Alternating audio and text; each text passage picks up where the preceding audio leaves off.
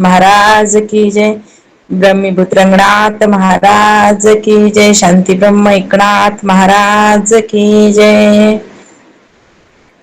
गुरुर्ब्रह्मा गुरुर्विष्णू गुरुर्देवो आवाजच येत नाहीये. माझा महेश्वरा. आवाज येतो का तुम्हाला? आवाज येईना का माझा? काय झालं? यायलाय चांगला यायलाय. ज्याला येत नाही त्यांनी बंद करून पुन्हा चालू करा. ज्याला येत नाही त्याला. लीनाताई, रामकृष्ण हरी. लीनाताई, हा रेकॉर्डिंग करा बरं टेलिग्राम मध्ये. आता यांची आता आपलं पूर्ण पंचीकरण पाहिजे बघ रंजनाताईचं. करू शकता हा करा. बघा यायलाय का आवाज माझा? यायला रंजनाताई आम्ही रेकॉर्डिंग केलं चालतंय ना? ठीक आहे. रंजनाताई, हा रेकॉर्डिंग केलं तर चालतंय ना? लीनाताई टेलिग्राम वर रेकॉर्डिंग करतात तुमच्या. माहितीत मला ते तयाचे विसार शब्द करतात ना. हा पण आपलं पंचीकरण करायचं म्हणून मी त्यांना सांगितलं. तुमची काय परवानगी घ्यायले. काय हरकत नाही चालतंय. लीलाताई परवानगी मिळाली आपल्याला, तुम्ही करा.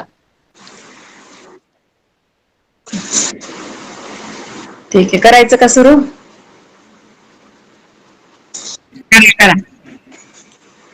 अवधूत चिंतन श्री गुरुदेव दत्त सच्चिदानंद सद्गुरुनाथ महाराज की जय. सद्गुरु ओमागीर महाराज की जय.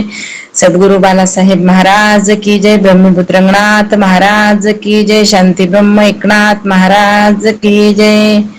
गुरुर्ब्रह्मा गुरुर्विष्णू गुरुर्देव महेश्वरा. गुरुर साक्षात परब्रह्म तस्मै श्री गुरुवे नमहा. ब्रह्मानंदं परमसुखदं केवलं ज्ञानमूर्ति. द्वन्द्वातीतं गगनसदृशं तत्त्वमस्यादिलक्ष्य एकं नित्यं विमलमचलं सर्वार्थिसाक्षिभूतं भावार्थितं त्रिगुणरहितं श्री सद्गुरुस्तन्नमामि. सच्चिदानंद सद्गुरुनाथ महाराज की जय. सद्गुरु मागीर महाराज की जय. सद्गुरु बालासाहेब महाराज की जय.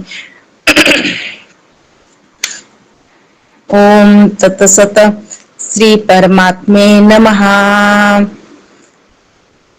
वंदे श्रीमद् रामं सद्गुरुमती शांती. सीतया सिलिष्टं कामादिराक्षसारी. भवजलधो तत्व बोधसेतुकरम्. वंदे श्रीमद् रामं सद्गुरुमती शांती. शीतया सिलिष्टं कामादिराक्षसारी. भवजलधो तत्व बोधसेतुकरम्.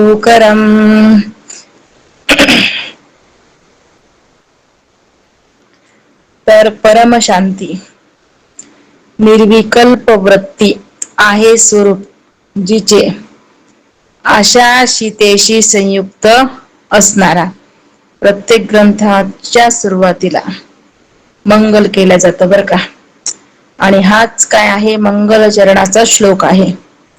आणि ह्या श्लोकामध्येच काय केलेलं आहे तर मंगल केलेलं आहे. तर आता परम शांती म्हणजेच काय सांगितलेलं आहे निर्विकल्प वृत्ती. निर्विकल्प वृत्ती म्हणजे काय? जिथं कोणतीच कल्पना नाही तिला निर्विकल्प असं म्हणतात बरं का.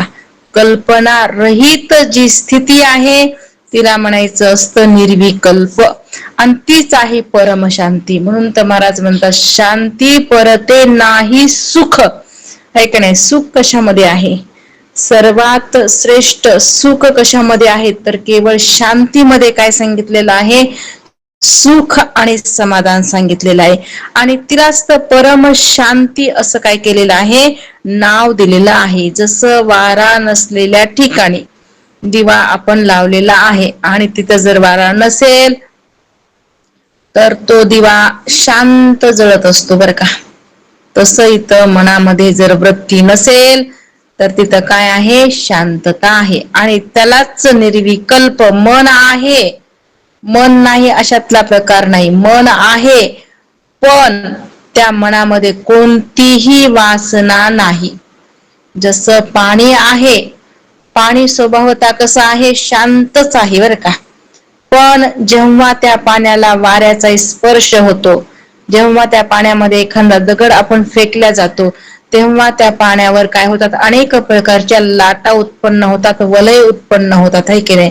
तसंच हे जे मन आहे, स्वभावतः मन हे चंचल नाही, पण मनामध्ये जेव्हा विषयाचा वारा उत्पन्न किंवा विषयाचा वारा स्पर्श होतो किंवा विषयाचे दगड अंतःकरणामध्ये पडल्या जातात ना, तेव्हा त्या मनाची वृत्ती कशी होत असते, चंचल होत असते. आणि एवढं मन हे चंचल झालेलं आहे की ह्या मनाला आता रोखणं अति कठीण आहे. वायूपेक्षाही जास्त गती ह्या मनाची सांगितलेली आहे. आणि त्या मनाला आता काय करायचं आहे, आकळायचं आहे. जोपर्यंत मन आपल्या हातामध्ये येणार नाही, जोपर्यंत मनावर आपण काबू घेणार नाहीत, तोपर्यंत आपल्याला ही शांती जी आहेत ना, संत महात्मे जे शांती सांगायलेत, जे निर्विकल्प वृत्ती म्हणायला लागलेत, ती आपल्याला कदापि प्राप्त होणार नाही. कारण संत साधू महात्म्यांना युक्तीनं परयुक्तीनं त्या मनावर काय केलेलं आहे, मनोजय मिळवलाय. त्यांनी काय केलंय, मनोजयम मारुत तुल्य वेगम, है की नाही, जितेंद्रियम बुद्धिमत्ता वरिष्ठम, असं त्या मनावर काय केलेलं आहे, त्यांनी जय मिळवलाय. आता त्यांनी मनावर जय मिळवता येतय बरं का, म्हणून तर जय मिळवलाय ना मनावर. तसं आपल्याला सुद्धा ह्या मनावर विजय मिळवता येत असतं बरं का.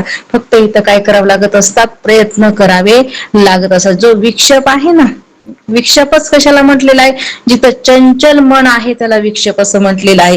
आणि तो विक्षेप घालवण्याकरताच काय करायचं आहे, आपल्याला आता प्रयत्न करायचा आहे. आणि हे पंचीकरण युक्तीनं परयुक्तीनं आपल्याला ह्या जे साधनं आहेत त्या साधनावर कसं आरूढ राहायचं, आहे का नाही. आणि साधनावर आरूढ झाल्यावरच अधिकार प्राप्त होतो. आणि तो अधिकारी झाल्याच्या नंतरच आपल्याला काय होत असते, तर ज्ञान होत असते. आणि ज्ञान झाल्याशिवाय आपल्याला मोक्ष हाताला कदापि लागत नाही. कारण ज्ञानाविना मोक्ष नाही. अनेक प्रमाण काय केलेले आहेत, वेदानं दिलेले आहेत. तुम्हाला मोक्ष पाहिजे असेल तर तुम्हाला जीव ब्रह्म ऐक्य ज्ञानाशिवाय काय होणार नाही, तर मोक्ष प्राप्त होणार नाही. मुक्त्या भेटत्यान पण मोक्ष भेटणार नाही. कारण मुक्त्याचे प्रकार सांगितलेले, स्वरूपता, समीपता, सायुज्यता, आहे का नाही, सलोकता, ह्या काय आहेत, मुक्त्या आहेत. सलोकता, समीपता, स्वरूपता आणि सायुज्यता. पण सायुज्यता मोक्ष भेटण्याकरता आपल्याला गरज आहे ती ह्या ज्ञानाचीच बरं का. मग ही सलोकता, समीपता, स्वरूपता ह्या मुक्त्या भेटतात. म्हणून तर महाराज म्हणले ना, देवाची अद्वारी उभा क्षणभर उभा केल्या राहिल्याच्या नंतर कुठं देवाचं द्वार, देवाचं द्वार कोणतं हे पण कळावं लागतंय बरं का. नाहीतर देवाचं द्वार म्हणजे मंदिराचा बाहेर उभा टाकायचं तेच द्वार आहे का, मग तिथं आपण क्षणभर उभा टाकलं म्हणजे आपल्याला मोक्ष झाला, अशातला प्रकार नाही. देवाचं द्वार म्हणजे हे नरदेह सांगितलेलं आहे. आणि ह्याच्यामध्ये काय करायचे, क्षणभर म्हणजे ह्याच्यामध्ये काय करायचं, एक क्षण सुद्धा इकडल्या तिकडल्या विषयाचं चिंतन न करता निरंतर त्या भगवंताचं चिंतन आतमध्ये आपण स्थिर केलं पाहिजे. तेव्हा तुम्हाला काय होणार आहे, तर ती मोक्ष भेटल्याशिवाय राहणार नाही. त्याच्याकरता हा नरदेह आपल्याला काय केलेला आहे, भगवंताना दिलेला आहे. असं म्हणून महाराज म्हणतात, परम शांती काय प्राप्त करून घ्यायची आहे, परम शांती. पहिला शब्द सांगितलाय परम. परम शांती म्हणजे नंतर एकदा का ती शांती आपल्याला भेटल्याच्या नंतर ती शांती आपल्यापासून काय होणार नाही, विनमुख होणार नाही. एकदा का त्या शांतीशी मन आपलं समरस झालं की झालं, मन पुन्हा मन रूपानं काय होणार नाही, तर उरणार नाही. म्हणून महाराज म्हणतात, परम शांती निर्विकल्प वृत्ती. तिथं वृत्तीचाच अभाव करून टाकलेला आहे. आता वृत्ती सुद्धा काही जणांना लक्षामध्ये येत नाही. कारण का, सुरुवात आहे ना पंचीकरणाची. जर आपण सुरुवातच, कारण आपले बाकीचे काही ग्रंथ नाहीत, आता डायरेक्ट आपण पंचीकरणापासून सुरुवात करायला लागलो तर वृत्ती, मन, बुद्धी हे सुद्धा काय होत नाही, अगोदर लक्षामध्ये येत नाही. मग हळूहळू जेव्हा आपण श्रवण करू, एक नाही, श्रवण करत करत करत ते मन कशाला म्हणायचं, वृत्ती कशाला म्हणायचं, बुद्धी म्हणजे काय, हे सगळे जे आहेत ना, आता हे बाहेर नाहीत बरं का. ह्या सगळे जे आहेत ना इंद्रिय आतमध्येच आहेत, पण ह्याचा परिचय आपल्याला नसतो बरं का. आतापर्यंत आपल्याला कुणीही परिचय दिला नाही, पण आता हे सद्गुरू आपल्याला काय करतात, तर परिचय देत असतात. कशाचा परिचय, आपल्याच म्हणून इथं मीचा विचार आहे बरं का. आतापर्यंत आपण विचार केला, अनेक ग्रंथ सुद्धा हाताळले, पण त्याच्यामध्ये मीचा विचार सांगितला का बघा तुम्ही. आपण रामायण पाहिलं असेल, आपण भागवत वगैरे आपण कथा भाग अनेक ऐकलेले आहेत, पण त्या कथा भागामध्ये तूच देव आहेस किंवा तू म्हणजे कोण किंवा मी म्हणजे काय ह्या स्वरूपाचं काय केले नाही, कधीही उखल करून दाखवलेली नाही. ते ग्रंथ आहेत बाबा ठीक आहे, पण जेव्हा आपण हा ग्रंथ श्रवण करू, पंचीकरण हा ग्रंथ जेव्हा आपण काय करू श्रवण, बरं एकदाच्या नाही बरं का, अशी 2-3 तरी आवृत्त्या आपल्या काय झाल्या पाहिजेत, पंचीकरणाच्या झाल्या पाहिजेत. तेव्हा एकाच पंचीकरणामध्ये हळूहळू तुम्हाला अनुभव येणार आहे की नाही. हे जर पंचीकरण आपण पूर्णतः ऐकलं तर बाकीचे जे ग्रंथ आहेत ते सहज आणि सहज काय होतात आपल्याला समजतात. अरे हे तर विषय आपल्याला अगोदर आपण वाचलेला असतो, पण त्या विषयाचा कधीही उलगडा झालेला नसतो. पण जेव्हा आपण हे ग्रंथ, कारण सगळ्याच ग्रंथाचा पाया म्हणजे हा पंचीकरण सांगितलेला आहे. हा पंचीकरण सगळा मूळतः सगळ्या ग्रंथाचा पाया आहे.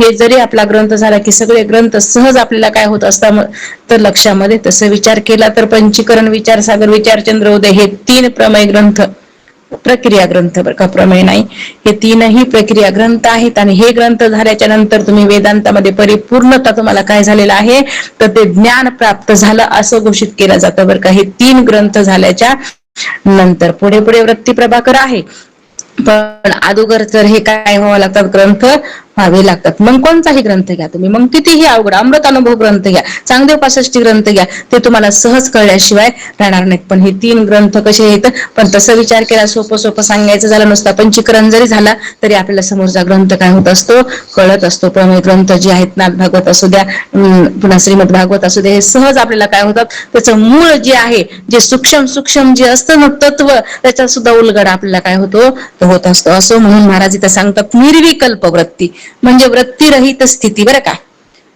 निर्विकल्प, कल्पनारहित, कल्प आलं ना, कल्पनारहित वृत्ती, निर्विकल्प कल्पनारहित वृत्ती आहे जिचं स्वरूप. अशी कोण आहे, सीता.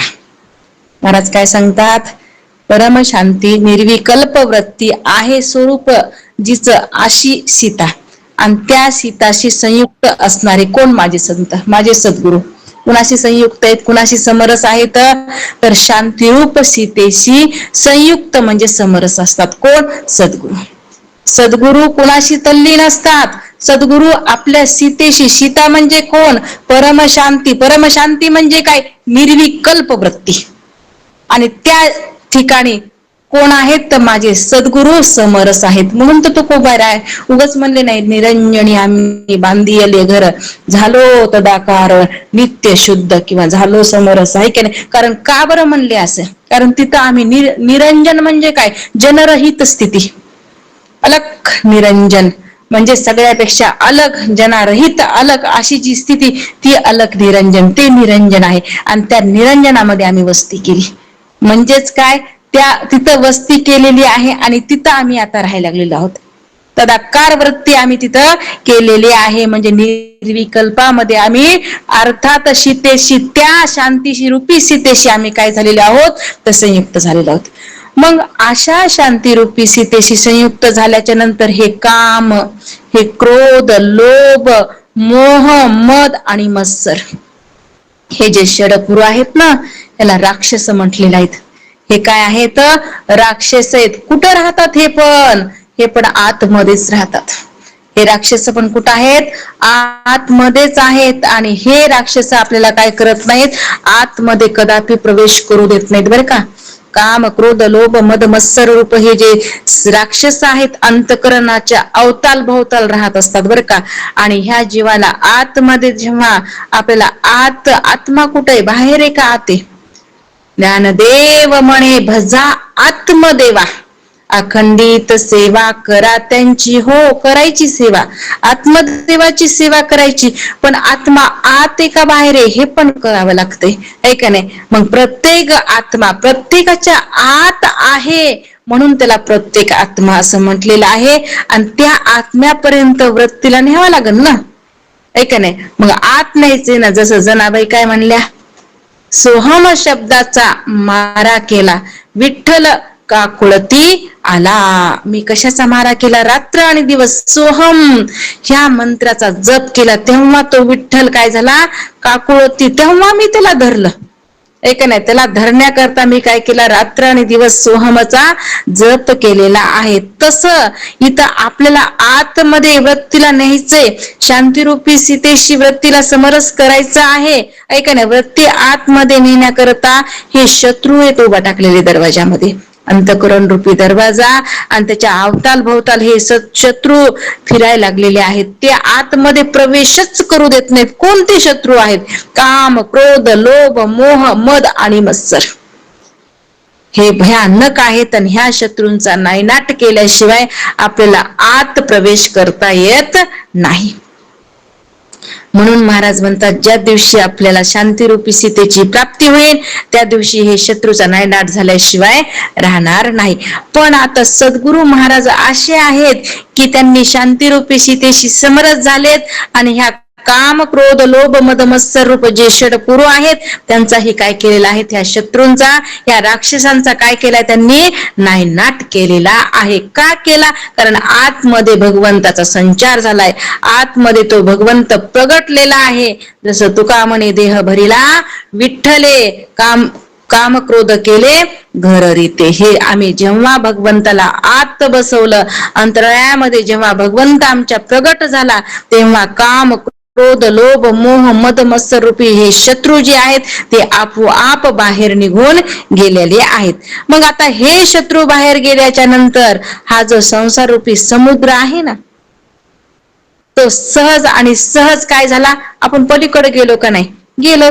मग सद्गुरु महाराज सांगत आहेत, आम्ही ह्या राक्षसांचा नाश केला आणि परत ह्या संसार रूपी समुद्रावर काय केलेलं आहे?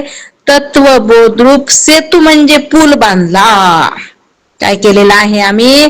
तर ह्या संसार सागर रूप समुद्र, ऐक नाही, संसार रूप जो समुद्र आहे त्याच्यावर आम्ही काय केलाय? सेतू बांधला. कशाचा सेतू बांधला? तत्वबोधाचा सेतू बांधला.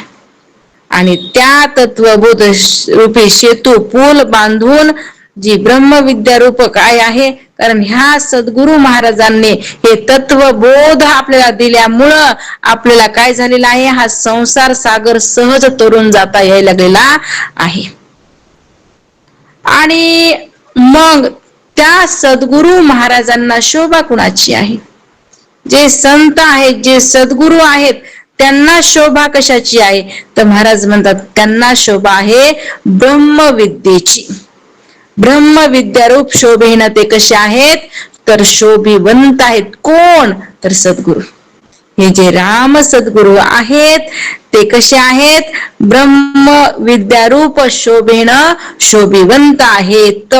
म्हणून अशा श्री राम रूप, अशा श्री सद्गुरूंना मी काय करतो? तर वंदन. म्हणून मंगलचरण सुरुवातीला इथं केले की अशा महान ब्रह्मनिष्ठ, ब्रह्मवेत्या, ब्रह्मविद श्री राम सद्गुरूला मी कोटी कोटी काय करतो? तर प्रणाम करतो. कारण त्यांनीच हा पंचीकरणाचा पाया काय केलेला आहे? रचलेला आहे. आणि त्यांच्यामुळं हे पंचीकरण आज आम्ही एवढे भाग्यवान आहोत की आम्हाला हा ग्रंथ त्यांच्या कृपा आशीर्वादांना आम्हाला प्राप्त झालेला आहे. आणि तो ग्रंथ आज आम्ही काय करत आहोत? सुखासरशी श्रवण करत आहोत. आता फक्त श्रवणच करायचं नाही, तर त्याचं काय करायचं आहे? श्रवण करून त्याचं मनन करायचंय, त्याचं निधिध्यासन करायचंय. कारण जेणेकरून जसा अनेक संतांना, अनेक साधूंना, अनेक मुमुक्षूंना जसा बोध झालेला आहे तसा आम्हाला सुद्धा काय व्हावं? बोध व्हावं, ठसावं, मुरावं, अनुभवाला यावं. हीच प्रार्थना ब्रह्मनिष्ठ राम सद्गुरूंच्या चरणी काय करायची आहे? आपल्याला करायची आहे की आम्हाला सुद्धा असा बोध काय झाला पाहिजे? तर आमच्या सुद्धा अंतःकरणामध्ये ठसला पाहिजे. कारण जोपर्यंत हे रस जो आहे, ब्रह्मरस जोपर्यंत ठसणार नाही तोपर्यंत अनुभवाला सुद्धा येणार नाही, बरं का? म्हणून परमशांती रूपी सीतेशी संयुक्त असलेले काम क्रोध लोभ मद मत्सर रूप शत्रूंचा नाश करणारे आणि या संसार समुद्रावर चढून जाण्याकरता तत्व बोधरूप सेतू बांधणारे आणि ब्रह्मविद्या रूप शोभिवंत असलेल्या अशा श्रीराम सद्गुरूला मज सद्गुरूला मी काय करतो तर कोटी कोटी प्रणाम कोटी कोटी वंदन करतो. असं मंगलाचरण इथं काय केलेलं आहे थोडक्यात सांगितलेलं आहे. आता ही जी आहे थोडक्यात हे सांगितले, पण आता ह्याची सादृश्यता सांगितली बरं का.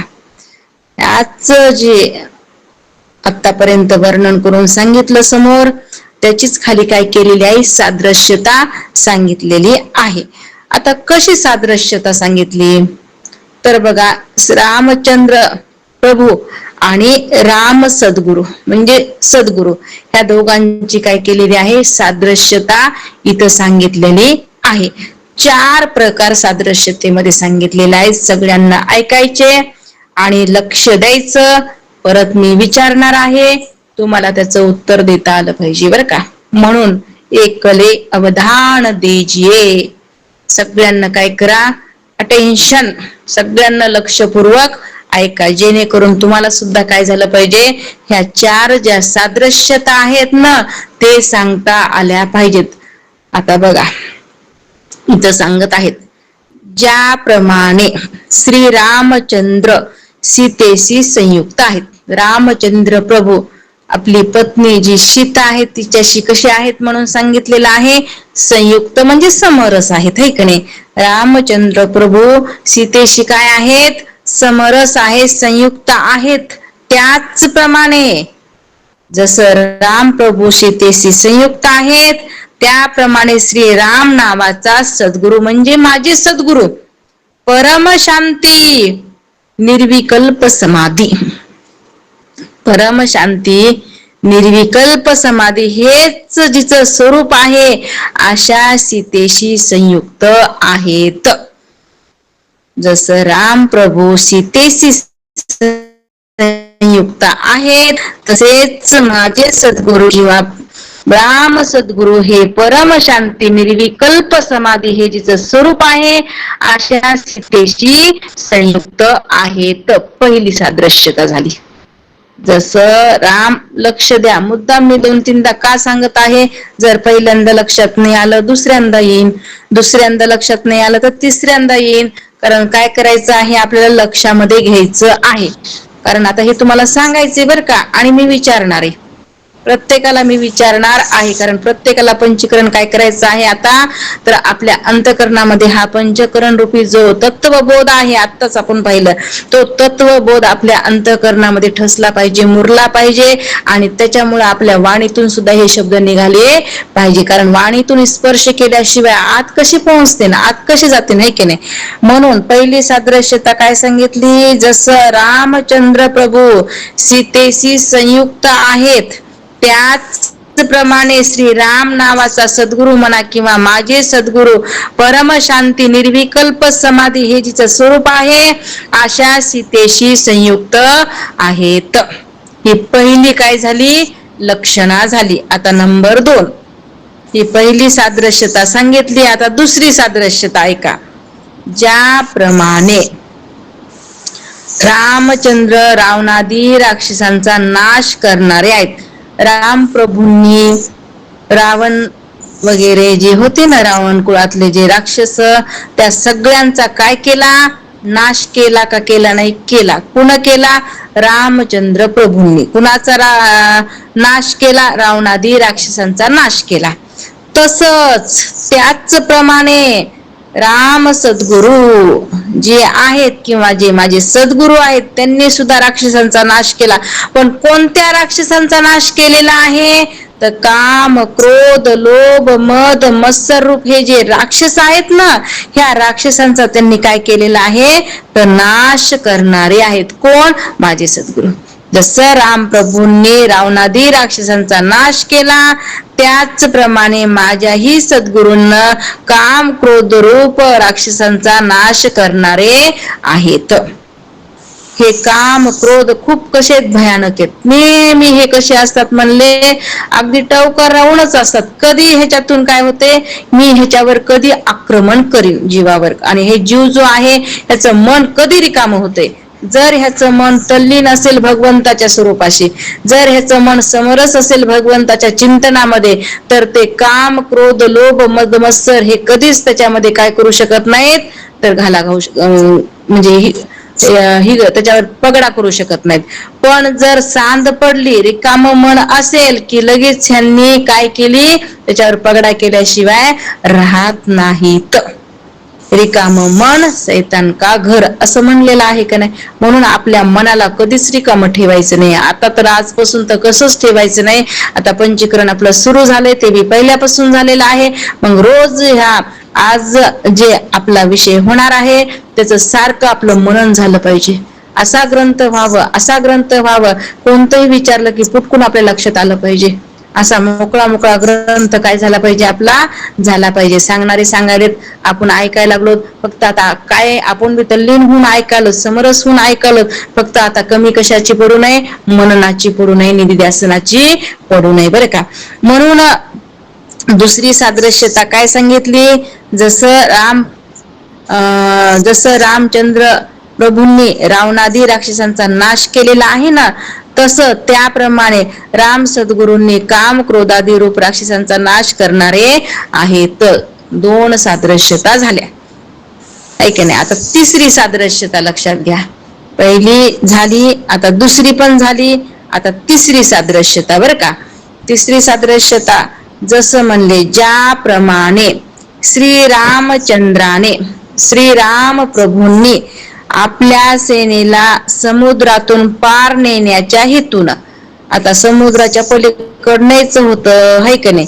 मग काय केलं, त्या हेतून त्या उद्देशानं तर समुद्रावर काय केला होता, पूल सेतू बांधला होता, है का नाही. जेव्हा रावणा म्हणजे युद्ध होणार होतं, समुद्र होता आडवा आणि समुद्राच्या पलीकडे जायचं होतं. फक्त हनुमंतराय जाऊ शकले, पण बाकीची सेना जाऊ शकली का, नाही ना जाऊ शकली.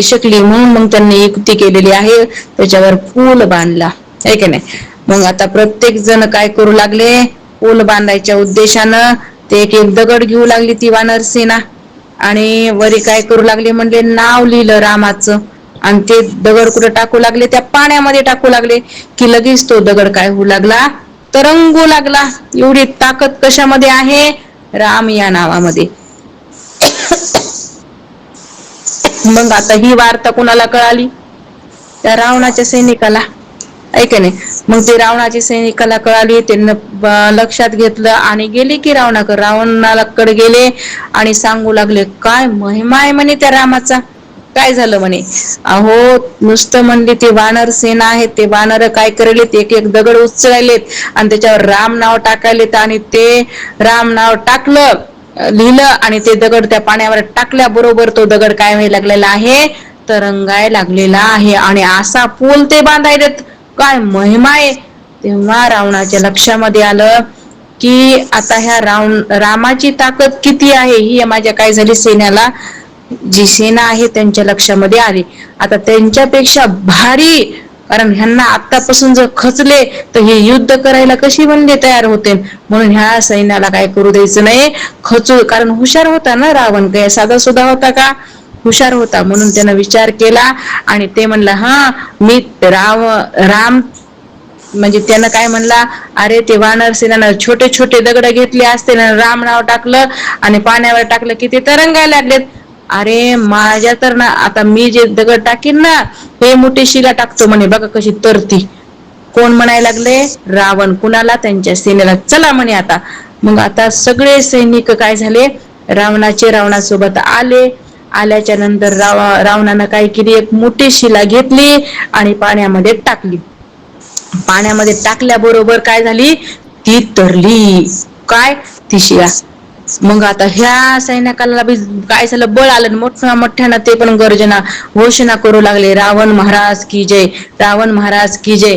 पण आता रावणानं जी शिला टाकली होती ना पाण्यावर, ती कस काय तरली बरं.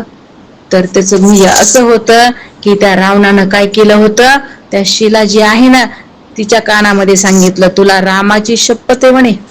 काय म्हणला रावण, तुला रामाची शपथ आहे, तू तरली पाहिजेस. अशी काय केलं, तिला सांगितल्या बरोबर काय केलं, मग ती शिला जी आहे ना ती पाण्यावर तरली.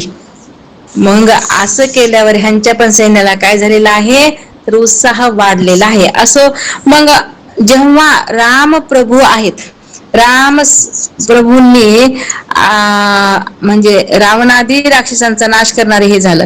ज्याप्रमाणे रामचंद्राने आपल्या सेनेला समुद्रातून पार नेण्याच्या हेतून काय केलं, मग समुद्रावर सेतू म्हणजे पूल बांधला. त्याचप्रमाणे श्रीराम सद्गुरूंनी मुमुक्षु जनांना, मुमुक्षु मध्ये आणि साधकामध्ये फरक सांगितलाय का नाही सांगितला? मुमुक्षु मध्ये आणि साधकामध्ये फरक आहे का नाही? बरं आहे फरक, आहे की नाही? मग काय फरक आहे बरं, कशामध्ये? मुमुक्षु मध्ये आणि साधकामध्ये. का साधक काय बरं का, साधक वेगळा आणि मुमुक्षु वेगळा. मग साधकामध्ये आणि मुमुक्षु मध्ये काय फरक आहे, कोण सांगतंय? साधकामध्ये काही जास्त दिवस, मला वाटतं 2च दिवस झाले असतील हा विषय आपला, मला कालचाच विषय काय की, आणि आज पण आपण तो विषय घेतला होता. मग साधकामध्ये आणि मुमुक्षु मध्ये काही फरक आहे का नाही, आणि आहे तर कोणता आहे फरक? साधक जो आहे तो साधना करतो, फक्त साधना करतो. आणि मुमुक्षी आहे तो मनापासून मला हे पाहिजेलच म्हणून साधना करतो आणि तो मिळवण्याचा प्रयत्न करतो. पण ते मिळवत असताना त्याच्या अंगामध्ये सहनशीलता, कष्ट करण्याची त्याच्या अंगामध्ये साधना भरपूर असते. आणि ही साधना त्याला जी काही त्या आयुष्यामध्ये ज्याला काही प्राप्त करायचं आहे त्याच्यापर्यंत जाण्यासाठी त्याची तीव्र इच्छा असते, त्याला मुमुक्षु म्हणतो. पण साधक जो आहे, हा साधक नुसताच आपली साधना करत असतो. आणि मग साधना करत असताना त्याला काय वाटतं की नाही आता मला मोक्ष मिळतोच, म्हणजे हा गैरसमज साधकाविषयी असतो. हा नाही नाही फरक नाही नाही, असं नाहीये. कारण साधक आणि मुमुक्षु मध्ये जमीन आसमानाचा फरक आहे. पण तुम्ही जे साधकाचं लक्षण सांगायला ते चुकीचं आहे. ठीक आहे, कोणी सांगतंय? सांगू मी? सांगा.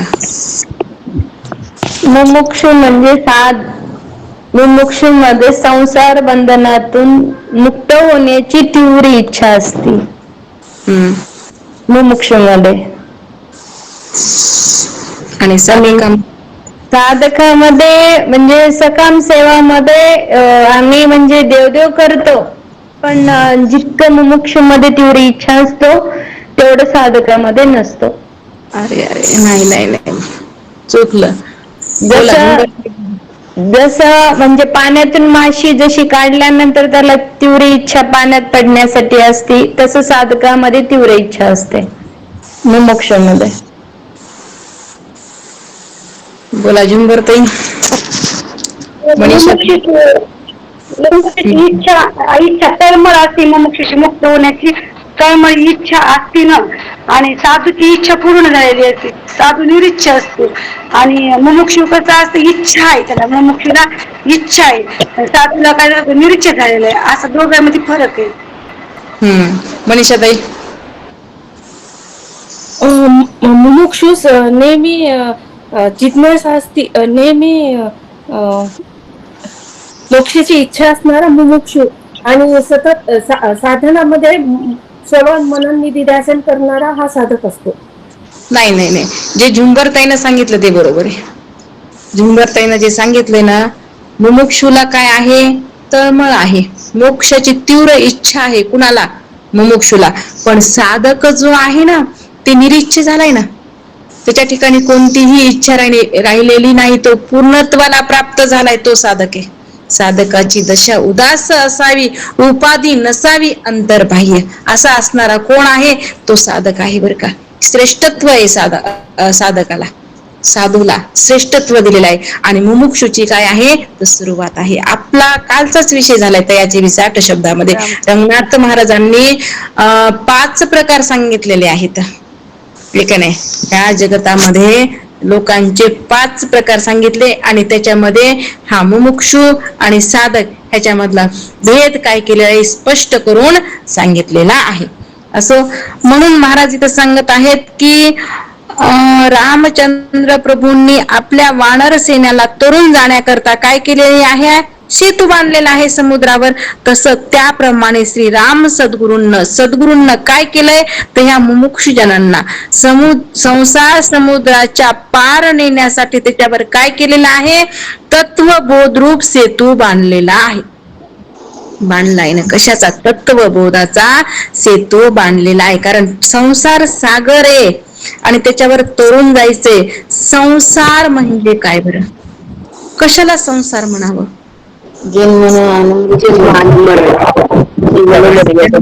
आणि मरण ह्याला संसार म्हटलेला आहे.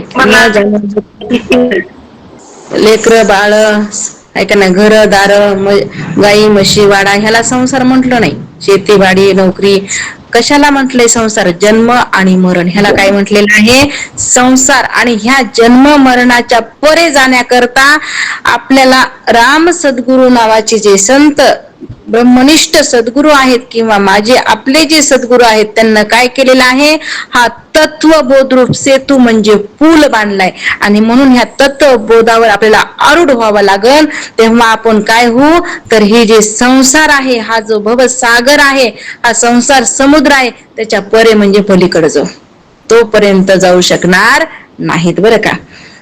असं मग दुसरी लक्षणा झाली, पहिली लक्षणा झाली, तिसरी लक्षणा पण झाली. तिसरी लक्षणा काय आहे, जसं रामचंद्रांनी आपल्या सेनेला समुद्रातून पार नेण्याच्या हेतून समुद्रावर काय केला होता, सेतू बांधला होता. तसं त्याप्रमाणे श्रीराम सद्गुरूंनी मुमुक्षुजनांना या संसार समुद्राच्या पार नेण्यासाठी काय केलेलं आहे, तत्वबोधरूप सेतू बांधला. सेतू बांधला.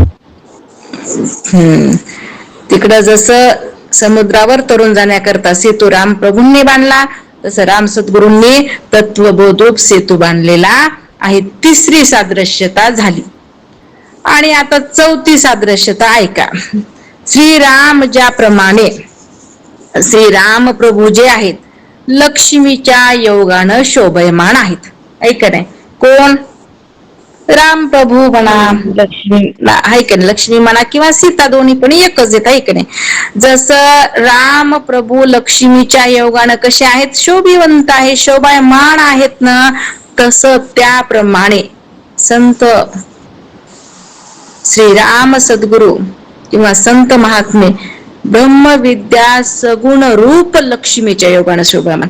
कशाची शोभा असते संतांना, कशाची शोभा असते ह्या मुनींना साधूंना, तर ब्रह्मविद्या सगुण रूप लक्ष्मी, ब्रह्मविद्येची शोभा आहे बरं का. बाकी तुम्हाला कशानच तुम्ही शोभल्या जात नाहीत. असेल तुम्हाला इकडली तिकडली विद्या, ती काही दिवसापुरती काही काळापुरती राहील, पण जर ब्रह्मविद्या जर तुमच्याकडे असेल तर त्यांना तुम्ही कायमस्वरूपी कसे राहणार आहात, शोभायमानच राहणार आहोत. म्हणून इथं महाराज सांगतात, जसं रामप्रभू लक्ष्मीच्या योगाने शोभेवान दिसत आहेत, तसं श्रीराम सद्गुरू ब्रह्मनिष्ठ सद्गुरू ब्रह्मविद्या सगुण रूप लक्ष्मीच्या योगाने कसे आहेत, शोभायमान आहेत. त्याची त्यांना काय असते तर शोभा असते बरं का. म्हणून अशा श्रीराम रूप सद्गुरूला मी काय करतो तर साष्टांग नमस्कार करतो. मग अशा रीतीनं इथं काय केलेलं आहे, मंगलाचरण केलेलं आहे. 4 प्रकारच्या सादृश्यता सांगितलेल्या आहेत. तत्पूर्वी अगोदर गुरुचं वर्णन थोडक्यात सांगितलेलं आहे आणि नंतर ह्या 4 सादृश्यता इथं सांगितलेल्या आहेत. मग आल्या का 4 सादृश्यता लक्षामध्ये?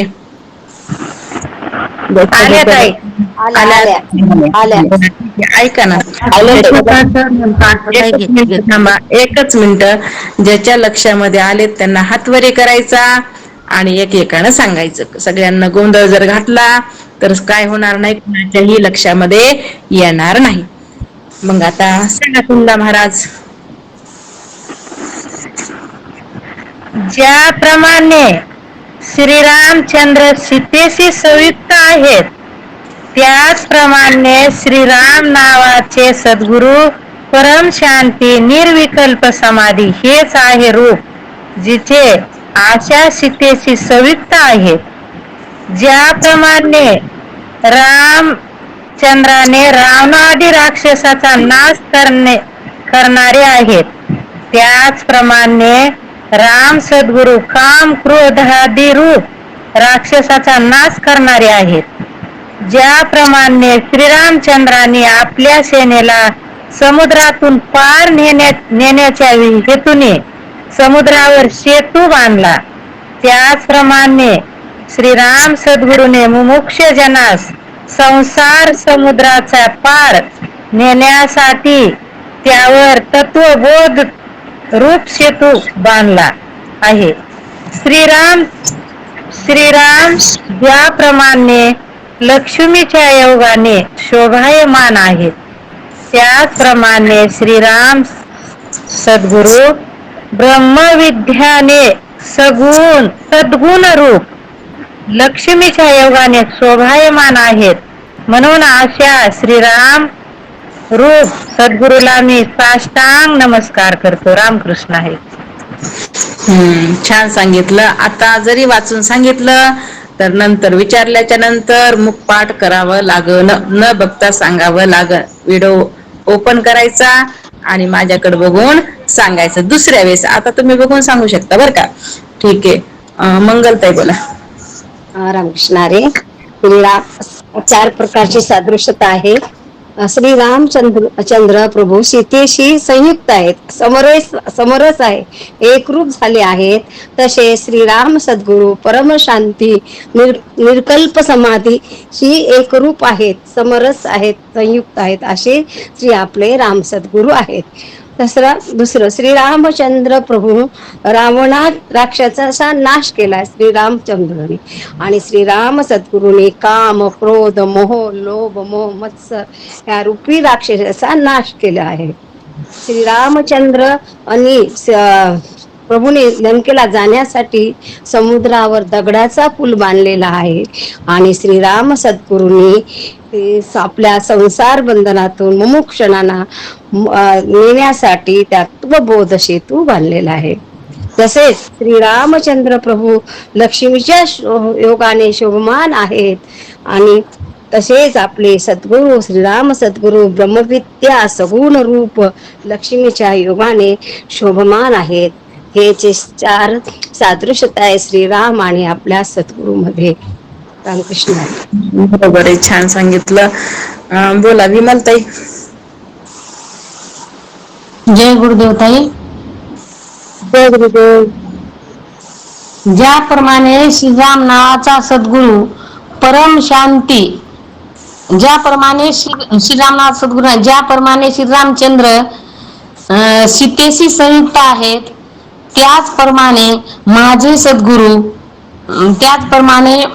सद्गुरू परम शांती निर्विकल्प समाधी हेच जिचे रूप आहे अशा सीतेशी संयुक्त आहे. आणि ज्याप्रमाणे रामचंद्र प्रभू रावणादी राक्षसाचा नाश करणारे आहेत, त्याचप्रमाणे माझे सद्गुरू काम क्रोधादी रूप राक्षसांचा नाश करणारे आहेत. आणि ज्याप्रमाणे श्रीरामचंद्र प्रभू आपल्या सेनेला समुद्रातून पार तारून नेले, त्याचप्रमाणे माझे सद्गुरू मुमुक्षु जनास संसार रूपी बंधनातून पार तारून नेण्यासाठी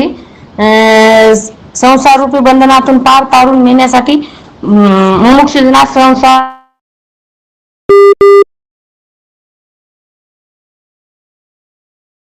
रूपातून पार तारून नेण्यासाठी तत्वबोध सेतू बांधला.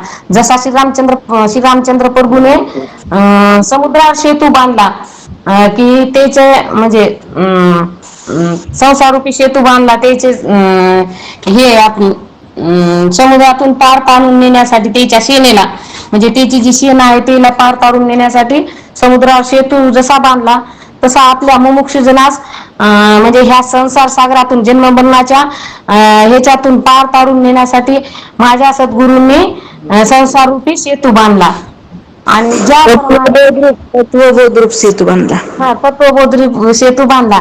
ज्याप्रमाणे श्रीरामचंद्र प्रभू लक्ष्मीच्या योगाने शोभायमान आहेत आणि त्याचप्रमाणे माझे सद्गुरु ब्रह्मविद्याधनेक सद्गुण रूप लक्ष्मीच्या योगाने शोभायमान आहेत. अशा सद्गुरूला मी साष्टांग नमस्कार करते. जय गुरुदेव ताई. शोभाताई बोला. जय गुरुदेव. ज्याप्रमाणे राम चंद्र सीतेशी संयुक्त आहेत, त्याचप्रमाणे माझे सद्गुरू निर्विकल्प समाधी संयुक्त आहेत. ज्याप्रमाणे रामचंद्राने रावणाचा नाश केला, त्याचप्रमाणे सद्गुरूने कामक्रोधावर नाश केला. ज्याप्रमाणे रामचंद्राने सेतू बांधला, त्याचप्रमाणे सद्गुरूंनी तत्वबोधाचा सेतू बांधला. श्रीराम सद्गुरु ज्या लक्ष्मीच्या योगाने शोभायमान आहेत, त्याचप्रमाणे हे रामचंद्र हे ब्रह्मविद्येच्या शोभायमान आहे, योगाने शोभायमान आहेत. अशा सद्गुरूला माझा साष्टांग नमस्कार. जय गुरुदेव. जय गुरुदेव. आवाज यायलाय का? यायला बोला. सांगून पाहते, चुकला सांगा. ज्याप्रमाणे रामचंद्र लक्ष्मीच्या योगाने शोभायमान आहेत, त्याचप्रमाणे माझे राम नावाचे सद्गुरु परम शांती निरकल्प वृत्ती हेच रूप अशा लक्ष्मीच्या योगाने शोभायमान आहेत. संगीता मॅडम, पहिली लक्षणा नीट सांगा एकदा डबल. ज्याप्रमाणे रामचंद्र लक्ष्मीच्या योगाने शोभायमान आहेत, त्याचप्रमाणे तिथं नाही का लक्ष्मी घ्यायची नाही, सीता घ्यायची. सॉरी. रामचंद्र सीतेच्या योगाने शोभायमान आहेत, त्याचप्रमाणे माझे राम नावाचे गुरु परम शांती निरकल्प वृत्ती हेच रूप अशा सीतेशी संयुक्त आहेत. ज्याप्रमाणे रावणाने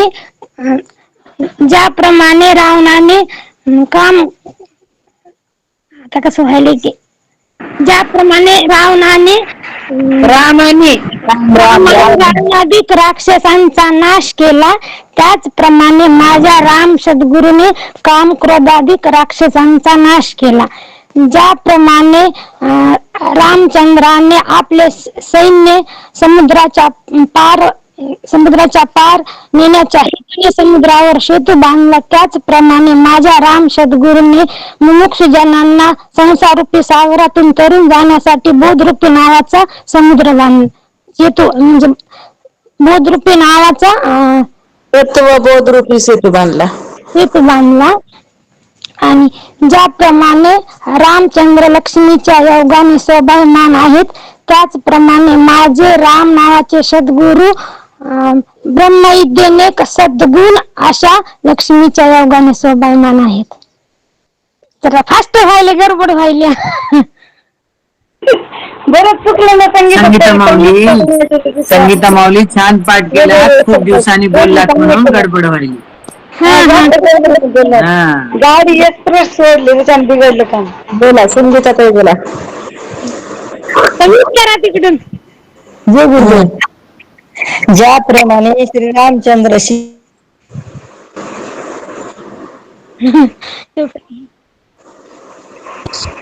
म्यूट झाले संगीता ताई, उघडा ते. अरे आता झालं वाटतं. ज्याप्रमाणे श्रीरामचंद्र सीतेची संयुक्त आहे, त्याचप्रमाणे श्रीराम नावाचा सद्गुरु परम शांती निर्विकल्प समाधी हेच आहे रूप अशा सीतेशी संयुक्त आहे. ज्याप्रमाणे रामचंद्र रावणादी राक्षसाचा नाश करणार आहे, त्याचप्रमाणे राम सद्गुरु काम क्रोधादी राक्षसाचा नाश करणार आहेत. ज्याप्रमाणे श्रीरामचंद्राने आपल्या सेनेला समुद्रातून पार नेण्याच्या हेतूने समुद्रावर सेतू किंवा पूल बांधला, त्याचप्रमाणे श्रीराम सद्गुरूने मुमुक्षजना संसार समुद्राचा पार नेण्यासाठी त्यावर तत्वबोध सेतू बांधला आहे. श्रीरामचंद्र ज्या लक्ष्मीच्या योगाने शोभामान आहेत, त्याचप्रमाणे श्रीराम सद्गुरु ब्रह्मविदेदिक सद्गुणारूप लक्ष्मीच्या योगाने शोभामान आहेत. म्हणून असं श्रीराम रूप सद्गुरूला मी साष्टांग नमस्कार करते. रंजनाताई, आज 92 म्हणजे 99 संख्या होती बघा. बरं संध्याताई बोला. जय गुरुदेव. ज्याप्रमाणे आपल्याला रामचंद्र सीतेने संयुक्त आहेत, पण त्यांच्या श्रीराम नावाचे सद्गुरु परम शांती निर्विकल्प समाधी आपल्या जिचे सीतेशी संयुक्त आहेत ते आहेत 1 नंबर. आणि 2 नंबर, ज्याप्रमाणे रामचंद्र रावणाने राक्षसांचा जसा नाश केला तसा आपले माझे सद्गुरु काम क्रोधातिक राक्षसांचा नाश करणारे आहेत. आणि 3, ज्याप्रमाणे रामचंद्राने आपल्या सेनेला समुद्रातून तरुण जाण्यासाठी सेतू बांधला, तसे माझे सद्गुरु आपल्याला तरुण जाण्यासाठी मुमुक्षुजनास संसार समुद्रातून पार नेण्यासाठी तत्वभूत रोप सेतू बांधला. आणि ज्याप्रमाणे लक्ष्मीच्या योगाने शोभायमान आहेत आणि श्रीराम सद्गुरु ब्रह्मविद्याने सद्गुण रूप लक्ष्मीच्या योगाने शोभमान आहेत, तसे माझे सद्गुरु श्री साष्टांग माझ्या सद्गुरूंनी असा तत्वबोध रूप सेतू केला आहे. सद्गुरूला श्री साष्टांग नमस्कार. जय गुरुदेव. एकदा अजून डबल काय करावं लागते, चिंतन करावं लागते बरं का संध्याताई, थोडस खाली. मंगलताई काय म्हणलं तुम्ही? 92 संख्या होती म्हटलं. 92 म्हणजे 92 या 8 जवळपास 100 संख्या होती आज. अजून कोणाला जर जॉईन व्हायचं असेल तर होऊ शकले नसतील समजा. 100च्या वर जाऊ शकत नाहीत नाहीच्यात. हा, ते कसं असतं माहिती का, सुरुवातीला वाटतं लोकांना काय काय इतकं आकर्षित होऊन येतात सगळेजण, पण जे येतात ते तसे टिकतात अशातला काही नाही, गॅरंटी नाही. जे टिकले ते तरले आणि जे गेले ते बुडाले, आहे की नाही. म्हणून टिकते ते खरं येत असं. धरती 100 की काय, धरती 100 आता कमी झाली. हा, आता तर होणारच आहे ना. करा आता सगळे आता झालं त्याचा पाठ, आता सगळ्याचं रिव्हिजन आहे. तर आता 88 लोक आहेत. तर म्हणलं अजून कोणाला जर व्हायचं असेल तर 100च्या वर होऊ शकत नाही ना याच्यात. सांगताय मी. जय गुरुदेव. मंगलताई, लताला पण ऍड करा मंगलताई प्लीज. हा ठीक आहे. लताला ऍड करा मंगलताई. बरं सुरुवातीपासून आहे ना, आज ऍड जय गुरुदेव महाराज. तर नाही का, आपला वेळ झालेला आहे, संपलेला आहे, 2 वाजलेले आहेत. आणि जे बाकीचे आहेत ना, आता सांगायचे राहिले त्यांना उद्याच्याला विचारू, चांगलं पाठ करा, व्हिडिओ ओपन करून काय करायचं सांगायचं आहे. जर कॉफी केलं तर त्यांना सांगता येणार नाही, कॉफी करून तुला काही सांगायला भेटणार नाही, लक्षात राहू द्या. सगळ्यांना काय करायचं, मुख पाठ करायचं आहे. खाली कोणीही बघायचं नाही, समोर कॅमेऱ्याकडे सांगायचं. ठीक आहे. जगन्नाथ महाराज की जय, महाराज की जय, सद्गुरु रंगनाथ महाराज की जय.